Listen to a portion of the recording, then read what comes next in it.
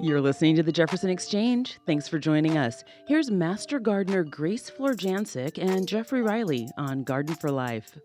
Grace Fuller-Jancic, always good to have you on the Jefferson Exchange. Thanks for having me.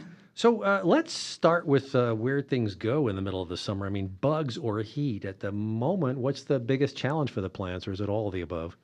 A little bit of all of the above in the summer. When it's really dry, watering is definitely a hard thing to keep up with, especially some people who are on well water if a well goes dry, or if you need to ship in water to your area to have enough for irrigation. Smoke can be a challenge because you don't want to go out there gardening if the air quality is really bad. There's some interesting research that's starting up at the Southern Oregon Research and Extension Center on what the smoke does to grapes for wine quality. So we'll be excited to see that in a few years of what all that pops out with information. But there's just a lot that goes on in the summer, even though it seems like it kind of gets a little quiet because you're not doing as much planting Right, at right. the At this point, moment. you're just tending to the stuff that's growing. hmm Yeah. So to the smoke stuff, is there much research into things other than wine grapes? It seems like they get all the attention, but the smoke affect tomatoes, cucumbers, anything else in the garden? That's a very good question, and we might not know. Some of it is just where the funding is for the research, and bigger industries tend to have some more funding, but it'd be interesting to see what other regions that might be a more tomato-focused region have on research on smoke effect. Let's come back to the watering for a second, because trying to keep up with the watering, as you pointed out, can get difficult. And do how much more to? I mean, I couldn't believe that one day when the relative humidity reading in Medford got down to 4%. That is like drier than dry, and so I assume plants are going to need a little more watering through those periods. Yeah, it's definitely been noticed that a lot of plants, perennials too, that have been fine without a lot of additional watering need more water this year, especially with that heat wave that came in, some additional drought that we're seeing for the past couple years. Definitely need some more deeper watering and consistent watering to get those plants through the hot summer. And then for the watering, we had a bit of a tussle in our own garden, to be honest, this year about watering from above versus watering in the soil. Is which one is better? Is one better? It's kind of hard to say yes or no in either way. A little bit is what your setup is, what you're growing. In general, the lower you can water directly onto the soil surface is going to be a little bit better because you're not going to splash your plant's leaves. So if you've got something like tomatoes that might get powdery mildew on the leaves and you're getting the leaves wet from your overhead watering, it might be a little better to do some drip irrigation or something like that. That being said, it can be a little expensive and time intensive to get all those systems set up. So, kind of figuring out what works best for you. Not the answer people want, but What works best for you is a pretty good answer for most people, but the soaker hoses aren't that expensive, and those can do a lot of what you're seeking, right? yeah, soaker hoses can be great. Some of them degrade in UV light a little bit easier than some other hoses. So, just like a fine layer of mulch can keep them protected from the sunlight and they'll get that water down to the roots directly. Let's move on from watering to bugs. I have some other water questions for later, but bugs abound this time of year. They don't seem to slow down much in the heat themselves. But trying to figure out who it is you're dealing with becomes an issue in our garden, because the bugs chewed up the leaves of my squash plant, but I never see them there, so I don't know what I'm dealing with. And if I'm trying to keep things organic, how do I address that? Right. And that is one really big challenge. There's some insects that only feed at night. So, checking in the evening or early morning or going out at night with a headlamp, trying to see through all hours of the day what's munching on your plants can help you out with that regard because that's, when you're not seeing it, really hard to identify what it is. And then one of the big things you can do is looking at your leaf, seeing what type of damage is it. Is it kind of like a caterpillar that's chewed holes through it? Because things like beetles, grasshoppers, caterpillars have a different mouth that's really chewing versus some true bugs and some other insects that have a piercing, sucking mouth, and they'll get like that dappling white kind of sucked out the chlorophyll inside Oh, speckling on some leaves. wow. Well, the stuff I have, it ends up the leaf looks like more lace than anything else. It's just taken away most of the surface area. Yeah, so something chewing in that sense would Mhm. be your issue. So you can get some clues that way, but it's still hard to piece together without actually seeing what's causing damage. Grace Florjancic is with us once again on the Jefferson Exchange in another edition of Garden for Life. Grace is the Master Gardener Program Coordinator at SOREC, Southern Oregon Research and Extension Center. We can't take phone calls because this is recorded. I mean, we can't take emails because it's recorded, but we can take your emails for future segments to jx@jeffnet.org, jx@jeffnet.org. And what do you know? I have 3 emails from last time. The first from Steve in Grants Pass, who says, I'm transplanting roses pretty tall, need to cut. You can't cut too far down when transplanting. How low or high can I cut when I transplant? Yeah, that's something that's going to be really mattering time of year of when you transplant, because if you prune everything way back in that early spring, late winter time when it's before the buds start to break, you can do a heavier pruning because it's going to have all that energy stored in the roots that are going to give you lots of big green shoots. But if they're already leafing out, I would not prune as much so that it has enough leaves to get energy and handle that move to a new location. A good general rule of thumb for perennials is to not prune more than a third of the plant, but roses can tolerate a heavier pruning if it's their dormant period. Well, that's an important point, though, because there are times you really don't want to do much to stress your plants, right? I mean, you don't want to transplant when it's super hot. We mentioned a couple of years ago to Lynn Kunzman about moving some stuff in hot weather, and she said, you did what?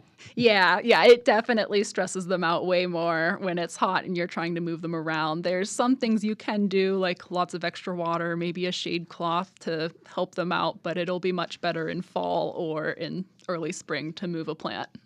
Okay, and while we're on the subject of moving plants and the good times to do that, there's good stuff here too. This one comes from Jasmine.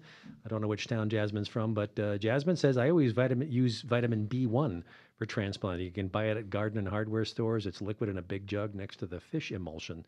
So it sounds like some stuff that can help along the process. Oh, it sounds like if it's with the fish emulsion, that's an organic fertilizer. It's probably some type of fertilizer. I've not heard of it used and I don't have experience with it, but some of the things in gardening is if it's working for you, something's going on right. One of the things with fertilizers in general is being aware to not over fertilize, and you might see some scorched bits at the end of your leaves if they're getting a little too much extra power. Which is an interesting thing. We talked about that before, just how, they could kind of burn themselves in by getting amped up from the fertilizer.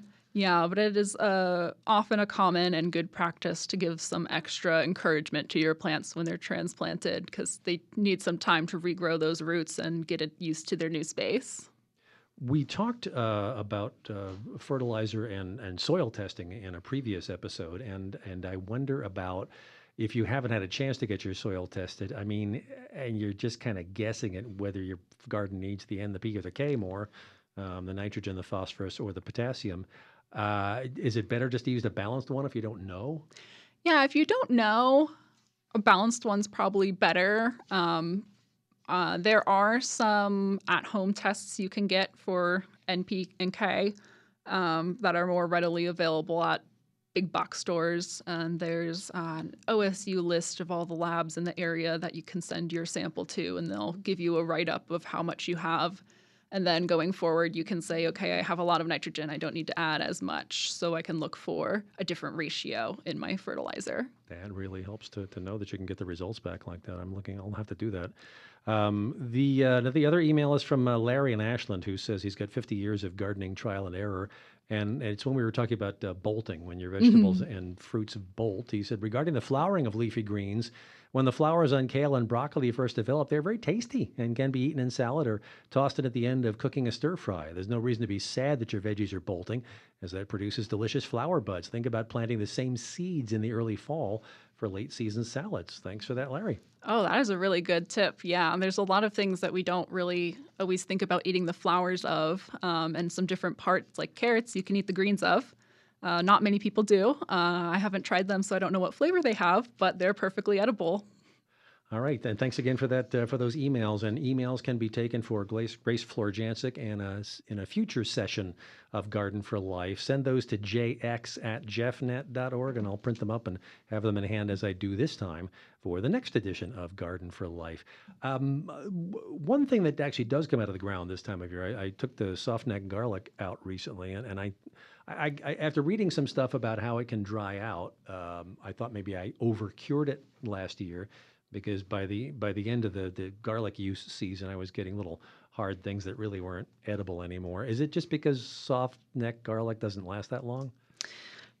I don't know as much about soft neck garlic in particular, but I do know there's a lot of different varieties and they have different store lengths that they can kind of tolerate before they start to go bad or need to be replanted and um, continue on the cycle for future gardening and cooking.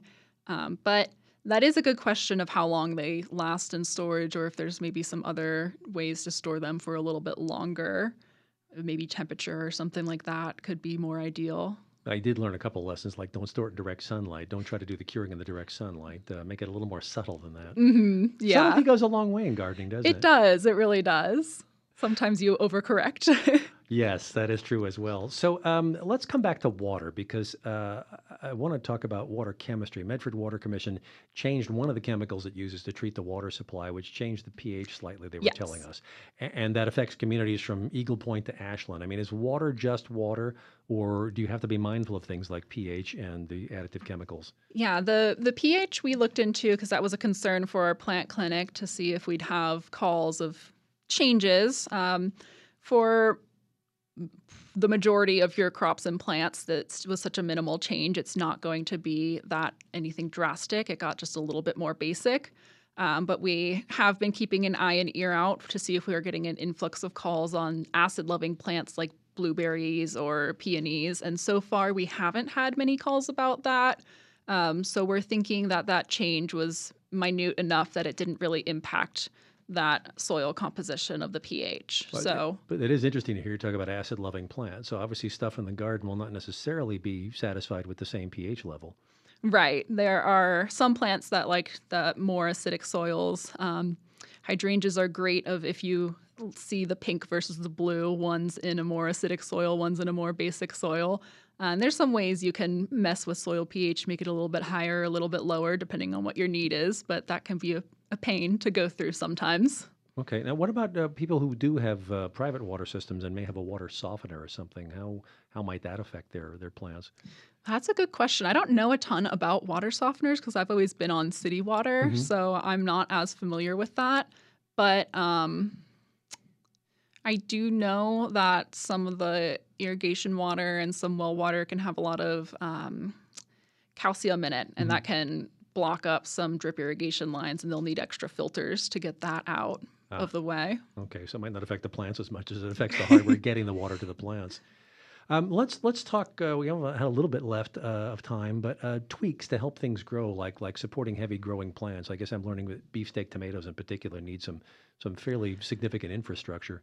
Yes, it definitely is a challenge when you have something that's a little heavier that you need some structures to go along in your garden. And structures can look like a variety of different things. I think we've all seen the classic tomato cage, but there's so many different ways you can do it. One of our gardeners kind of made a lattice type structure very loosely that they could weave their tomatoes and tomatillos kind of through, and that provided some really good structure.